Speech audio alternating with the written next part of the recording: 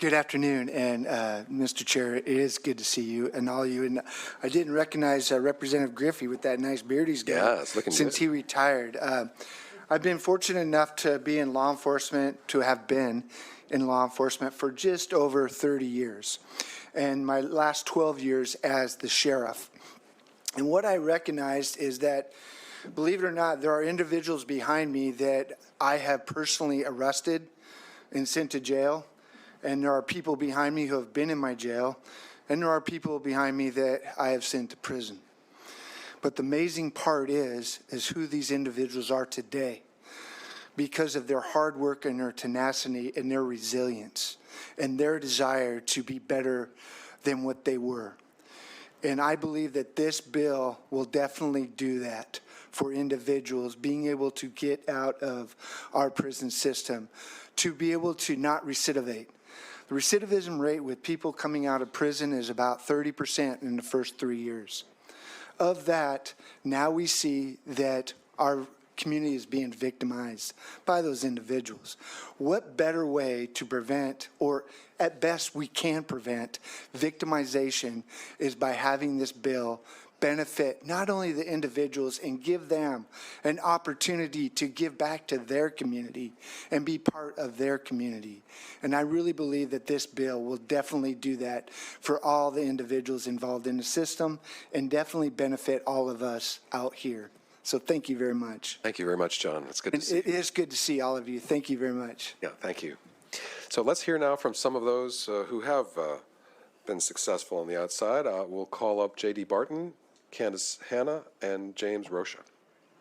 If you could all come up together. We've got 3 chairs. I think we've got 3 chairs for you. And remember, I didn't turn the timer on for Sheriff Snaza, but I'm going to do it for you. But he did a good job, though. So in any order, please proceed. Hi, my name is James Rocha. I'm partially incarcerated right now on GRE. I'm wearing an ankle bracelet.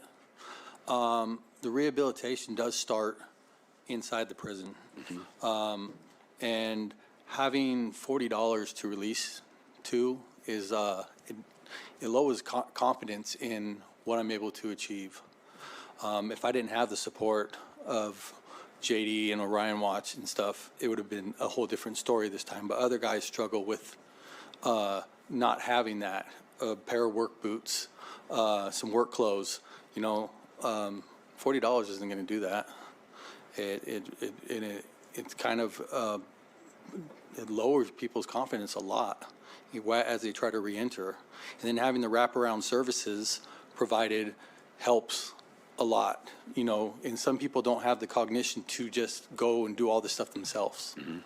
A majority of guys incarcerated have mental health issues, behavioral issues, learning disabilities and such. They need the wraparound services to help guide them back into the community and reenter, because we do want to change and we want to be part of the change, and having these services provided and having a little bit more boost confidence when we get out that we have work clothes and we can go to an employer with confidence and say, hey, I'm ready to work. It does a lot. Yeah. Thank you very much. As the author of the GRE program, I'm very pleased to see that you're doing well, and I hope others in GRE do as well. Please. Hi, my name is Candace Hanna, and I would just like to thank each and every one of you for taking the time and the effort that you take for reentry services. I know that us that are justice impacted really appreciate it, because we can make real world changes with just having these conversations. So my name is Candace Hanna. I am the Chief Heart Officer at Orion Watch Community Outreach Programs. And this bill 5134, it bridges the gap between corrections and services. It allows us to have just control over the community and say, hey, what can we offer and provide for you as far as like substance use treatment, mental health services, even the gate money that's been spoke about a lot today, things like that, or, you know, something my friend just said, those things can allow the foundation for an individual to get out and really reintegrate successfully. The individualized reentry plan allows for someone to say, okay, my path is different from this person's path, is different from this person's path, and really take that initiative and say, let's give you the skills, the training, the education that you need and deserve, really, to be an effective member in your community. And I guarantee that these individuals that are coming out, once they have the confidence boost or they are allowed these individualized plans, they're able to see, oh, okay, these are some things I can work on. And they're able to get to work on not only themselves, but the productive member that they can be, the lasting effect. You know, I've been out for 4 years and I have made great strides, but just imagine what we can do if we're helping multiple people. Thank you. Thank you very much. JD. Thank you, guys. Mr. Chairman, Goodman, I believe. I can't see that good. Yeah. And the council members, I appreciate you guys' time, especially being a voice for the community, allowing us, justice impacted individuals, to have a voice and be heard. So thank you, guys. The elephant in the room is, I get under your understanding about the $40 gate money being $300, and you guys' concern. I think it's a lot more bigger than that. I came out of prison, I'm not a tape measure, and there's a lot of individuals that do like 3 years, 5 years, 10 years, or 20, don't have no technology abilities, no soft skills, hard skills. And so how do you expect an individual to get out to the community unless they have good support group, wraparound services, and if you don't know where they're at, how do you ask? So I think it's very imperative if we can get the conversation going and provide that inside the prison systems. I'm not shifting no blame on nobody. Prison saved my life. I spent almost 19 years of my life incarcerated, and I just want to be able to give back with the people behind me.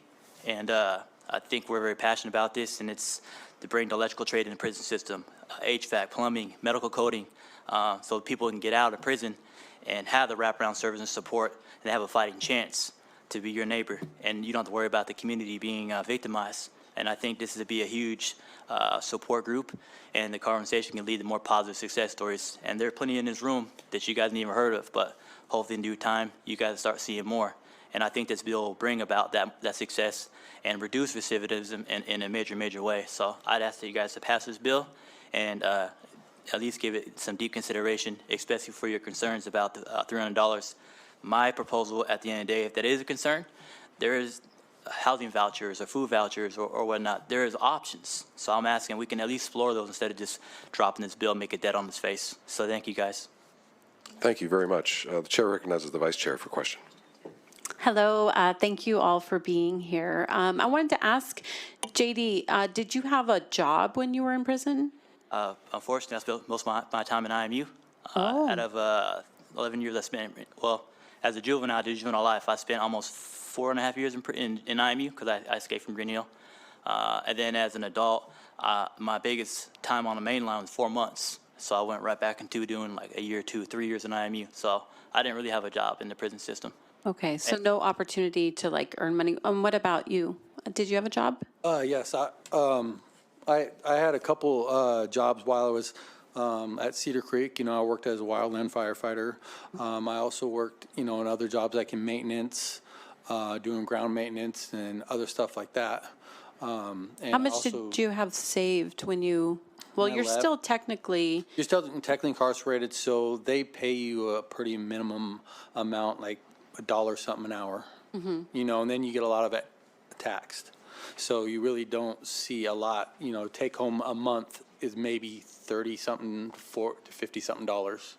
You know, so guys don't leave with anything in savings really, because they have their hygiene and other necessities that they use to get them through their incarceration. And food, because a portion of that goes to pay their LFOs. yeah. You know, $1. Yeah, I'm just curious because I passed a bill, I think last year or the year before, around getting 6 months of housing voucher and extending it from $500 to $700 so people can have shared housing. And, you know, and this bill I see, you know, is not unanimous. And what I'm always hearing is that some of my colleagues don't want to give people a handout, right? Don't want people living off of state resources, but what I'm hearing is that you don't really have any opportunity. You're in prison for 10 years, 20 years, and you're still working for 42 cents an hour, $1 an hour, and you can't save any money. So I don't know what the solution is, but I don't think $300 is really enough. even with a housing voucher in today's economy, but I guess it's progress. So thank you. Thanks to all of you for a really clear statement of the case for this bill. If only you could advocate for all the other bills, we passed them too. So thank you very much for your statement. you. Oh, wait, I'm sorry. We have one question from the ranking member. Sorry about that. Thank you very much, Mr. Chair, and thank you very much for your testimony. I think what's most important to us usually is lived experience, trying to understand fully versus, no offense, but lobbyists or people who are paid to tell us your story. But my question is that on reentry, so it sounds like, and I'd love to know individually if this happened for you, you had a year of reentry exercises trying to make sure that you knew how to reenter back into society. Is a year the right number? Should it have been 2 years before? Should it have been, do you feel like you got adequate reentry skills before you came back into the communities? I think reentry starts the day that you get incarcerated. And so I think starting that conversation very early is imperative. I did my time in Texas. And so, something that Tara had asked, we work, we don't get paid. And so you have a mandatory employment and you don't get any kind of, the only way you're able to supply food for yourself is if you get commissary. Otherwise, you're eating what they feed you. And so I think those reentry, in order to prevent old behaviors and patterns to resume once somebody gets out of incarceration, it's imperative to start that conversation as soon as somebody goes in. Because, I have a unique perspective as I run a local shelter right now and watching that recidivism rate just continue. How are we supposed to prevent it if we don't start the conversation of, hey, you have the ability to do something different. This is not who you are. This is not who you'll forever be, right? Thanks very much again to all of you. So it's democracy in action. We love it. Okay, let's hear now from Michael Edwards. Please come forward. And Austin Slater. And Kyra Slater.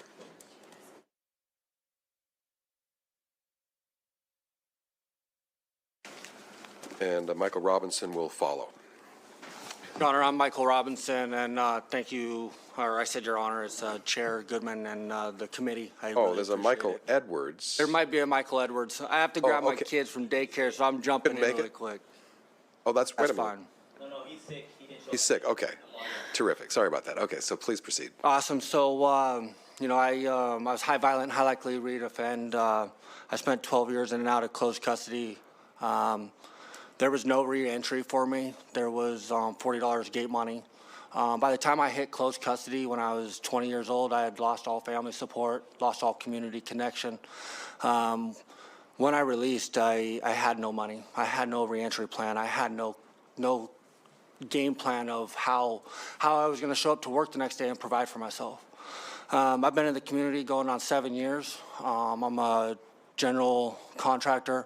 I'm married. I have 2 kids that I've never seen or that I've had to write a letter behind bars. And I'm passionate about this reentry, not only because it's the story of my life, but it's being able to have that individual plan for each member that's getting released. And that sounds like a lot, but when you have a whole team working at the same vision and building these individuals up to release, it's really a huge power, right? Like in a lot of the concept, when I was in closed custody, change wasn't really meant to be change. And I think that where the vision is now over the last 3 or 4 years that I've seen in the community, I don't know what it's like being behind bars, which is crazy for me to say, but I don't know what that connection looks like in there. But I know that there's a powerhouse out here that's starting to advocate for the reentry, and being able to be loud out here rocks the boat to get it in there. I'm members of the Strophe Foundation. I've graduated Thursday County Drug Court. It's really like monkey see, monkey do, pick the right monkey. And,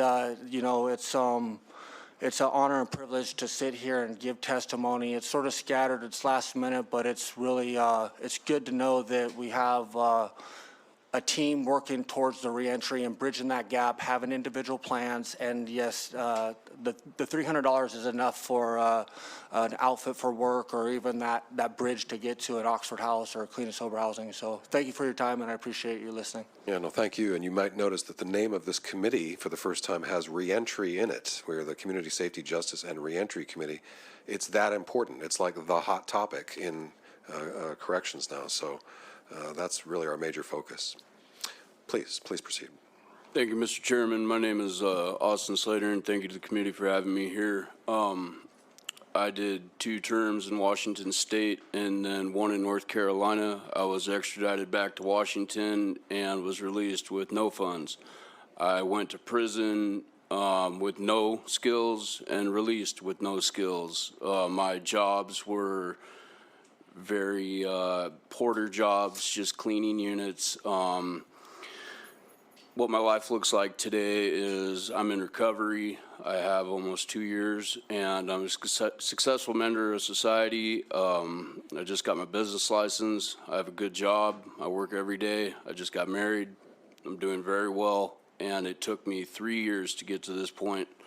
The reason why I am successful today is from Thurston County Drug Court and how intense that program is, and the resources they provided for me. And I think it's imperative that in Department of Corrections there is some sort of something in place to help people reintegrate back into society. Prison in Washington State made me worse. I got out and reoffended immediately and relapsed immediately every time. And it took me a while to even want to change. And I'm here today because I support this bill and I support my fellows. And thank you very much for your time. Thanks very much, Austin. So you said you got married. Who'd you get married to? She's sitting right next to you. Yeah. Please proceed. Hello, thank you, Mr. Chairman, for having me and members of the committee. My name is Kira Slater. I am, too, a formerly incarcerated individual and justice-impacted individual, and I'm very passionate about this bill. This is, sorry. Oh, no, take your time. It's fine. This is very important to me. I have family members who are currently in the justice system, and I know that what they are being provided is not sufficient to success in the community. I believe that with organizations like Orion Watch, it's very imperative that they are provided reentry services. I know for myself, I was, as being a veteran, I didn't know that there were services that were available to me upon release as a veteran. I found out after I was released that there were services available to me. I know that just because of what I had done in my past and who I was before doesn't, I wasn't provided the services that I believe, the resources that were available. And as far as, the money that has been, in reference to, I believe that it will provide women, not just men, but women as well, from exploitation. It'll, women are put in a position being released from prison, getting into a vehicle of somebody that they don't even know because they have no other choice. And I believe that this bill will provide them some type of resource to not have to go, be a victim of exploitation. So thank you for having me. Thanks very much to all of you. Again, you've stated the case so well. The research shows that it's not your time, where your liberty's taken away and you're in a cage. It's what we do and what you do while you're there to prepare for your successful reintegration. We have a lot of work to do to invest in those resources, support, services, treatment, so that you can succeed in the outside. You did it despite the odds, right? So congratulations to all of you. Thanks very much. Thank you very much. Let's conclude with Kelly Olson and Janelle McFeet. I didn't forget about you. I thought that you could just sit on the teleconference and watch the testimony. Kelly, why don't you proceed? Great, thank you. Good afternoon, Chair Goodman and members of the committee. For the record, my name is Kelly Olson. I'm the policy manager for the Civil Survival Project, an organization that is led by and for